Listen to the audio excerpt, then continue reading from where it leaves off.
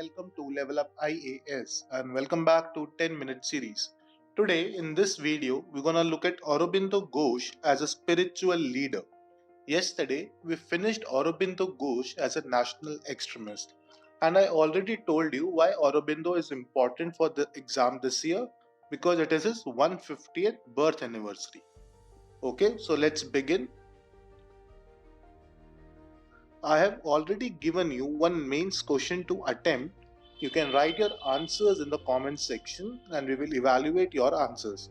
Similarly, I have also given you one MCQ. You can mark your answers in the comments section. Now, introduction to spirituality. When was Aurobindo introduced to spirituality? Now, there is one famous speech called Uttar Para speech which he delivered on 30th May 1909. Now it is said that it was in this speech at Uttar Para that Aurobindo for the first time spoke publicly of his yoga and his spiritual experiences.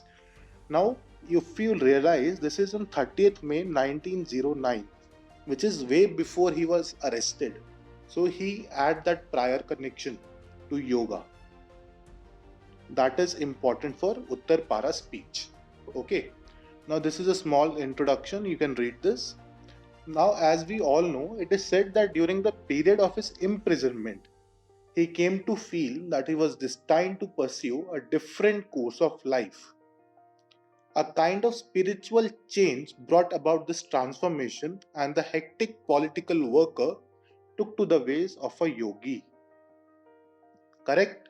Now in April 1910, he shifted to Pondicherry and he stayed there till his death in 1950. Okay. Moving forward, integral yoga. Aurobindo, he developed a spiritual practice which he defined as integral yoga. Now, what was the central theme of this? It was his vision that the evolution of human life into a divine life, into a divine body. That is important. Now he believed in a spiritual realization not only liberated but it transformed the human nature, enabling a divine life on earth. Okay. For that he gave three theories called integral non-dualism, integral idealism and integralism. Now what do we mean by integral philosophy of Aurobindo? It says that yoga is integral or synthetic because it comprehends all forms of yoga and also it emphasizes such aspects of yoga discipline which are often missed by others. For example, Hatha yoga. Correct? It recommends the various disciplines of body. It is just associated with body. Or if we talk about Raj yoga, it talks about mind. Jan yoga, it talks about knowledge. Correct? Bhakti yoga, it talks about devotion. So they are often missing other components. But integral yoga is something which is a combination of one. Okay? Now his philosophy. What was his philosophy? He said knowledge and devotion are not opposed to each other, but they are something which they have to go complementary to each other. For example, the growth of knowledge alone or the perfection and control of only the body or the way of intense devotion will not bring the change. But what will bring change is when we have all these three things together. That is what is needed in total transformation, all aspects of being mental, vital and the physical. Correct? So that will bring about the change. Having just one will not suffice. We need to do all three. Now he also argues that nature has evolved life out of matter and mind has been out of life. This is important. Okay. Now he also says all of existence is attempted to manifest to the level of supermind. He gave this concept of supermind. That evolution always have a purpose. We evolved from animals Now we will also evolve to something supermind. That is his basic philosophy. Okay, moving forward, we all know he founded Aurobindo Ashram. Now, how did it established? The ashram grew out of a small community of disciples who were around Aurobindo after he retired from the politics and settled in Pondicherry in 1910. As the ashram grew, many departments came up and they were looking after by sadhaks. Who were sadhaks? They were disciples. Okay. And what were their offices? They were office, library, dining room, etc. These were the departments that started coming up. Now, this is a very important figure called the mother. She was the founding member of Aurobindo Ashram along with Sri Aurobindo.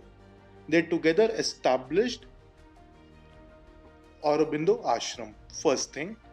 Now, in 1926, Aurobindo withdrew from public view so that he can continue his spiritual work.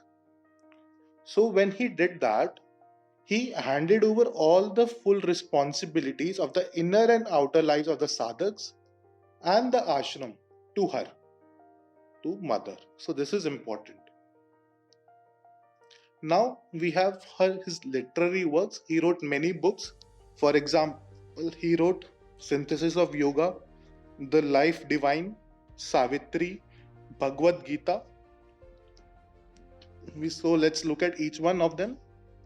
The Life Divine deals with philosophical aspect of integral yoga, and Synthesis of Yoga deals with the principles and methods of integral yoga.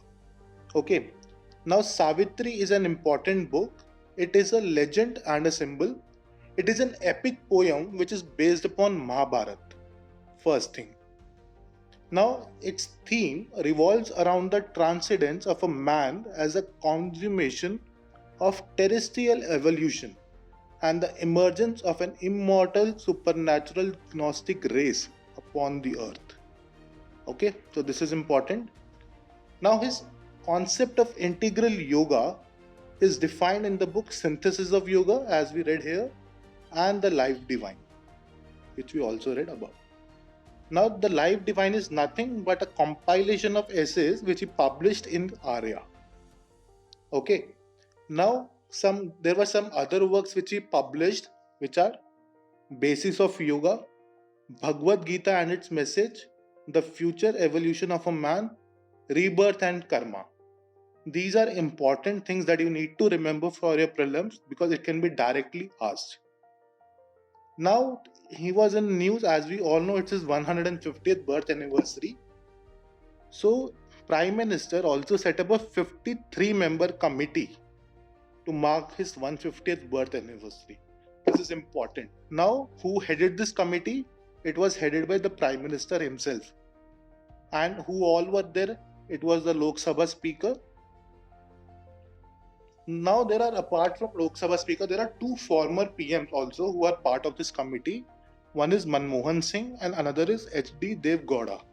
They both are member of this committee. Now, why is this committee established? It is established so to commemorate the occasion in a befitting manner and to provide policy direction and guidelines for the formulation of programs at the national and international level, so that we can have a grand celebration. Okay. Now, these were the tweets which Narendra Modi did to wish Aurobindo Ghosh. I hope you liked the video and do subscribe to our YouTube channel. Thank you.